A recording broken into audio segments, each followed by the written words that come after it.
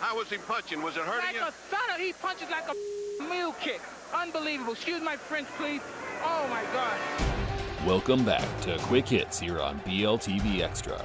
On this series, we take a break from our longer documentary-style videos to briefly recap a fighter's career of note.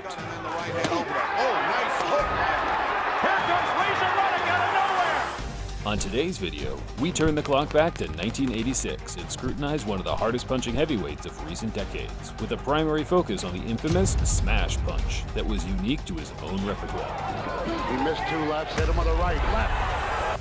Dropping a like on the video would help us out a bunch, so please consider it if you enjoy our content. Here now, the frightful power of Donovan "Razor" Roddick.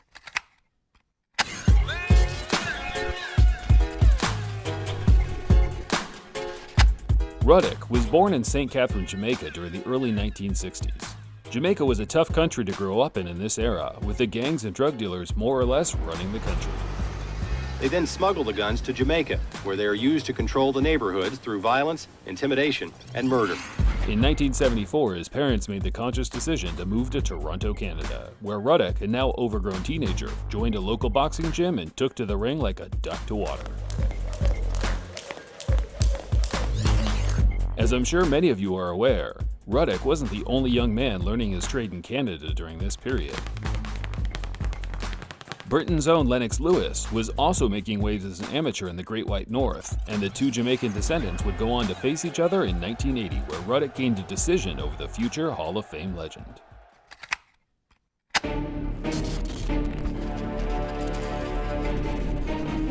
Well, Sam, you have to give both of these guys credit. There's so much at stake. Goes right down to the second string, dumps it down, and he may be out. It's all over. It's all over. What an impressive performance by Razor Roddick. This is the best young heavyweight prospect I've seen in years, Sam. Most fighters could only dream of scoring such a brutal knockout. Yet from 1986 to 1991, this was just another day in the office for Razor Roddick.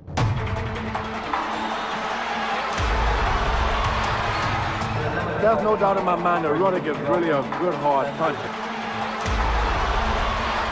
Now, Roddick is a very hard puncher. Looking very, very important. Oh, right hand. It was a short right hand. Just 2 lefts, hit him on the right, left. His attack is very, very vicious. During a 5-year period, Donovan scored 16 consecutive knockouts, each and every one being set up by the smash. The punch today is closely resembled by the shovel hook, a sort of uppercut/hook that is usually thrown to the body from a 45-degree angle while keeping your elbows nice and tight to your hip. Donovan was different for the fact he could throw the shot from any angle, with his elbows at any distance. And to top it off, he was predominantly a headhunter. It was entirely against the grain, but that's what made it so successful. Plus, the impressive string of knockouts have put Razor Roddick on the cutting edge of stardom. Despite beating 3 former world champions, Roddick was struggling to get a title shot.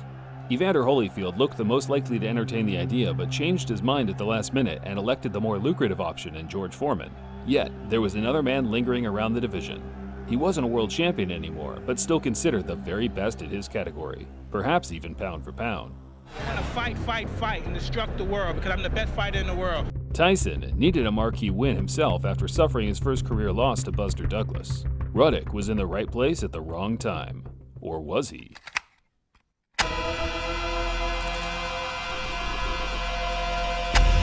On January 18, 1991, it was announced to the world that Mike Tyson would take on Donovan "Razor" Roddick on Showtime Championship Boxing. Could never beat me. That particular guy, Razor Roddick, don't care how good he is, don't care if I died or something, he became the best. And he could beat everybody and he obliterated, he could never beat me. Roddick was a respected contender at this time, but Mike didn't seem too worried about Roddick's newly found reputation. March 18th, Mike Tyson, Razor Roddick dies. If he doesn't die, it doesn't count. Harsh words, but a true reflection of Tyson's mindset at the time. Being a student of the sport, Tyson knew precisely the danger the Jamaican posed, yet nothing but a vicious knockout would add to his already illustrious profile. He's mad. He has really got a head of steam going. I think he wants to get this guy out of here as fast as he can. Both men weighed in terrific shape. The world was ready for a toe-to-toe battle. Round 1 scheduled for 12. A difference in size immediately apparent.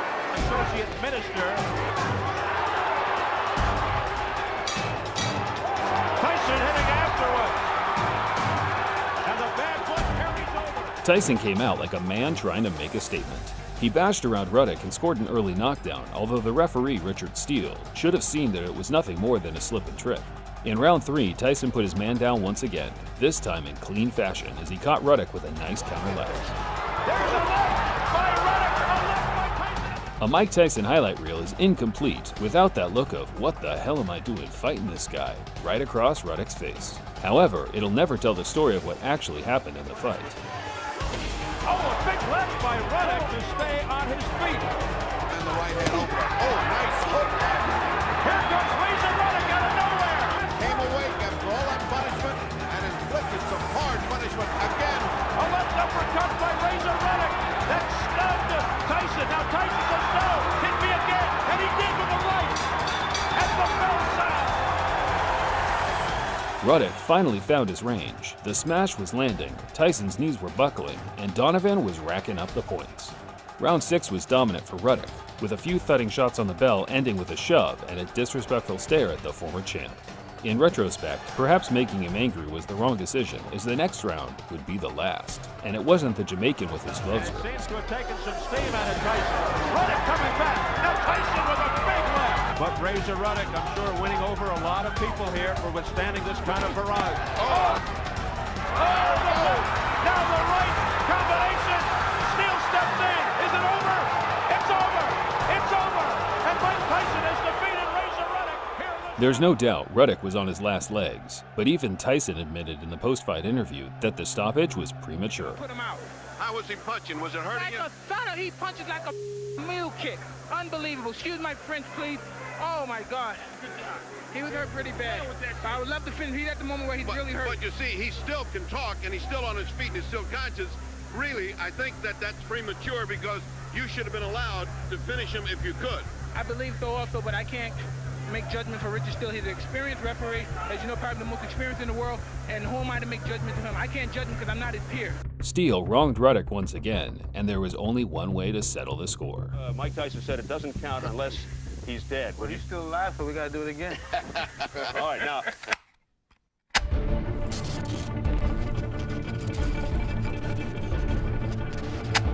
I think you could argue, in all 40 Tyson fights to this point, Roddick was his most robust victory, which makes the rematch just 3 months later that much more admirable. Championship. You know, talk about unnecessary risk. Here's Tyson. He's already #1. He's already going to fight for the title. What's he got to gain? Nothing. What's he got to lose? Everything. And the opposite for Ruddick. Some words were exchanged before the bout, Tyson saying Tyson things. However, these two knew there was never going to be a one-sided victory for either man. There was an undertone of respect amongst the trash talk before the first bell would ring for the second time. You're sweet. Make sure you kiss me good with those big lips. The hard-hitting Donovan Razor Roddick. To sum up the rematch in 3 words, all-out war. Almost disdaining his hook. Roddick is now tying up Tyson with a very damaging counter jab from Roddick. Big right by Tyson. Oh, down goes Roddick off an overhand right. Tyson started stronger once again and floored Roddick in both the second and third rounds, identical to the first fight. As Donovan laid on the canvas smiling, which he seemed to do far too often, he kept the fact his jaw was broken to himself. 6, 7, 8, here we go. And they continue. I never saw anybody get up off the canvas as well as Razor Roddick does. He keeps getting up off the canvas. There goes the mouthpiece. 4th round. Oh, tremendous uppercut by Donovan. Roddick fought a further 9 rounds with a busted jaw. Tyson landed heavy shots at every moment, but was met with a smash before he could deliver the final blow. Sucking air, looking for that second win. Now, here's Roddick with the left. Another left. Done. Time to start his offensive. Oh, what a hook by Roddick. And back comes Tyson. Roddick had his moments, but Tyson is an ATG for a reason. The Brooklyn-born slugger proved his doubters wrong and earned the hardest points decision of his Hell of career. a heart to come back from some of those shots. This guy hit you some major shots. Hey, man, that's what it's all about. And you have got to have some kind of award from getting up from knockdown smiling. You must have the record of getting up smiling from knockdown. It's better than crying. Tyson ended his post-fight interview saying Ruddick was a tough guy and would have a future, which was sadly wrong for the fact Ruddick's resilience would never be the same.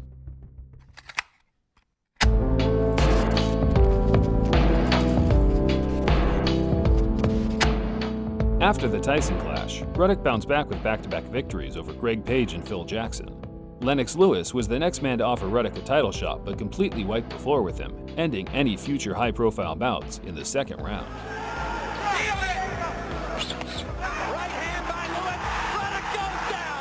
For the remainder of his career, there were huge chunks of inactivity.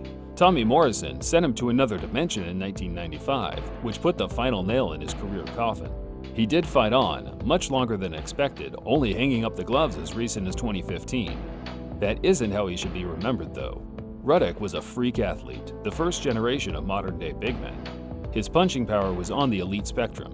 If he had faced any other champion from '86 to '92, he would have held a championship belt, I have no doubt.